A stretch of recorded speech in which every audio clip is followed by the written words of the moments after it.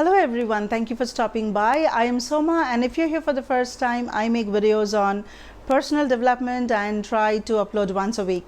So without further ado, as usual, get yourself a cup of tea, coffee or anything to nibble on and we'll get started. Alright, so here's the drink for me and let's get started. We're going to start with one of my favorite quotes. Ship is safe in harbor, but that's not where it's meant to be. Which pretty much translates to we are all very comfortable in our own comfort zones, and very few of us will take that risk or that leap of faith to try something out that we have been meaning to get into or try. And today we are going to talk about a very basic topic, but something that is very important for all of us. So whether you are a fresher, you are a new grad, a newbie, or you are somewhere in mid-level in your career, this video is probably for you. If you're the kind of person who has been nervous about speaking in a public platform, whether it's just talking to a stranger, going for job interviews, or even something as basic as giving a presentation maybe to your teammates or a larger audience, this video we're going to talk about the basics of speaking and how you can, get over your fear and feel confident and get it done. I always said, speaking is something that some people are like gifted speakers. You are born with it.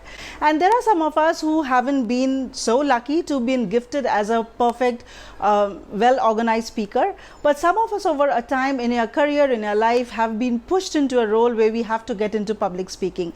And well, yes, it's not easy for anybody to get into public speaking if you have stage fright or you're not comfortable talking for a longer period of time or you get way too nervous.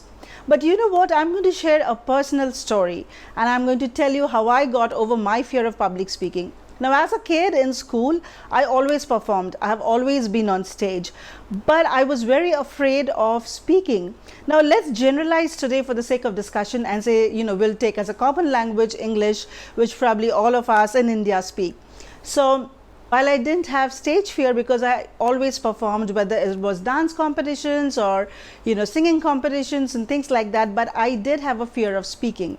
Now, stage fear and fear of speaking, first of all, let's make it clear, are very two different things. You can be very comfortable in stage, but you could have a fear of, speaking publicly because you're not so organized or you don't have the exact words to say, and things can differ from person to person. So today we are going to talk very simply. It's a basic video, and the first point we are going to talk about 5 simple ways you can actually start speaking publicly.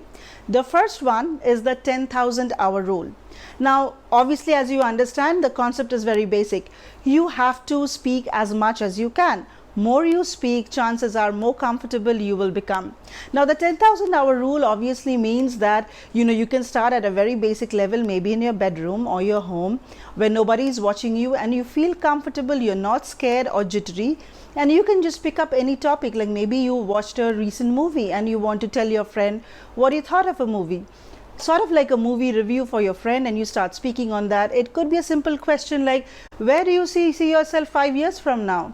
A very common interview question that will always be there.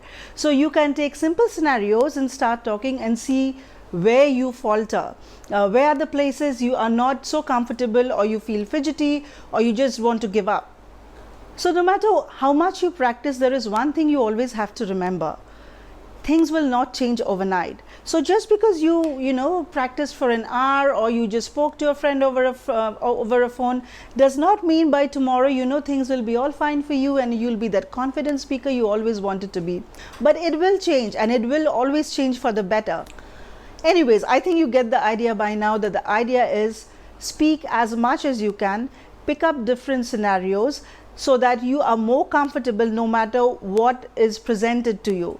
So whether it's giving a presentation to your teammates or going for a job interview or just introducing yourself in the elevator pitch, anything can work for you. Number 2 is very important, is listening. Now, I think by now all of us know that you can really know a language well. Like you might have read a lot of books, you're very comfortable in the language when you read it. But that does not mean you can be a good speaker, right? So the idea is that you listen to a lot of people as much as you can. Because when we speak, we talk rather more casually than the way it is written in probably books or novels or things like that. So pick up any of your favorite speakers. So it could be from, Simon Sinek to Oprah Winfrey to Elizabeth Gilbert to anybody who you like, and then just see the way they speak or what they bring in their speech. Now, as you listen to these more and more, you'll get the idea of how to give a speech or talk which has an impact, but also at the same time it's not very boring, it engages the audience, and it drives home the point that the speaker is trying to make. Okay, the third one, it's probably the most controversial one, but I think most of the time it works. Fake it till you make it. Right? I think all of us are afraid or scared when we initially start anything. It doesn't have to be speaking, it could be anything that you're trying for the first time, because you feel the public glare, you are very aware and conscious, and you're nervous and fidgety, and it happens to all of us, even the best of speakers. I think you will notice when you listen to a lot of these speakers in the interview especially, they all say that even today, after giving probably thousands of speeches and talks and things like that, they're probably still a little nervous before going on stage. Now, scientifically it's said that it's a very good thing if you're a little bit nervous, because which means you're 100% alert. So even when you're going for an interview or anywhere else, make sure you have a big smile on your face, but always make sure you're not fidgeting or you're comfortable and you're breathing properly. And not only give a fake impression to the person you're talking to, but it could also fake your own emotion. So if you feel confident, if you look confident, a little part of you will start getting confident. And it's completely okay if you fail or you stumble or you're mumbling and you're not sure what you're talking about, because trust me, it happens to all of us. Number 4, bring in your stories and your experiences.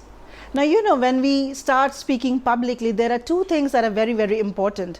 The first one, to get the engagement or the attention of your audience, it's always said to use numbers. So if you say, my number of subscribers in my channel jumped 23%, the specific number when you throw at an audience, people will stop and listen to the number. As a speaker, your job is to take that number and then bring in the research behind it or talk about the number, anything that brings in your audience and engages them. That is one. The number 2, without fail, is always talking about your own experience, because that is the connect that you have with your audience. When you open yourself up to your mistakes, to the things that didn't go well for you, to the businesses that failed, people start connecting to your vulnerability. Right? Then you're not that on the pedestal speaker who is perfect. So even when you're going for a job interview, specifically those kind of questions which always say, so what are your strengths, or what do you think is your weakness?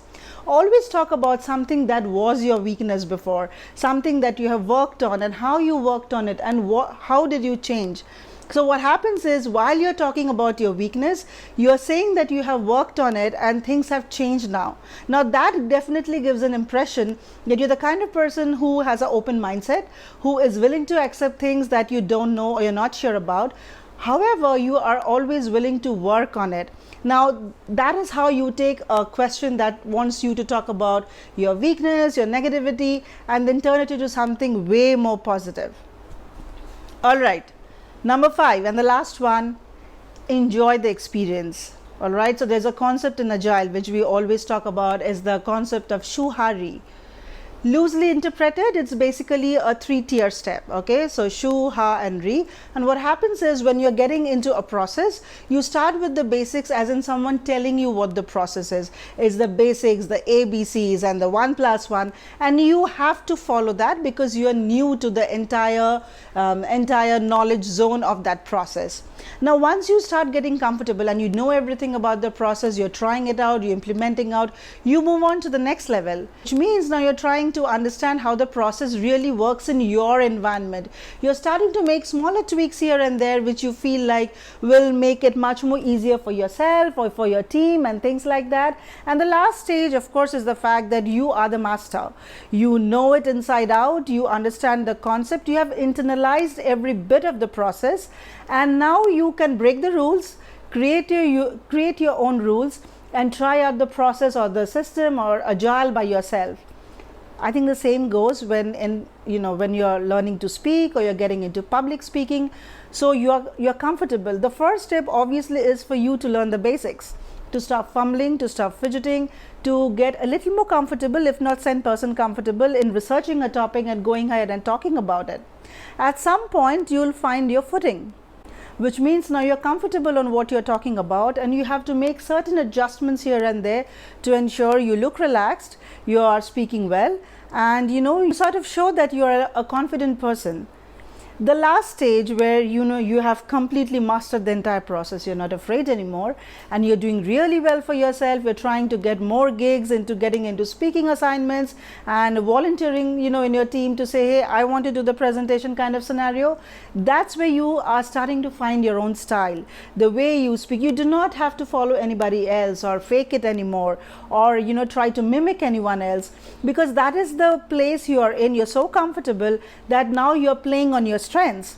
If you're the kind of person who is very witty and humorous, you can always bring in a lot of humor, and that is a great relief for a lot of boring sessions, data centric sessions, anything that usually people don't like to attend. Now that could be your strength. So try out your strengths, see what you're comfortable at, and at some point you start developing your own style, your own way of speaking, because from there it's only upwards and onwards. Bottom line is, you have to be okay and have to accept the fear, the nervousness, anything negative that you say to yourself. You have to be comfortable with the fact that yes, you are going to start from ground zero, and you're going to be okay with it no matter what is thrown at you. And you will start building your confidence by reading a lot, by listening a lot more, and then trying it out, practicing for yourself. Most important of all, you have to get rid of that fear eventually. And you have to know that everyone starts somewhere. Every great speaker, every great orator had one day started with a lot of fear, and maybe today is just your day.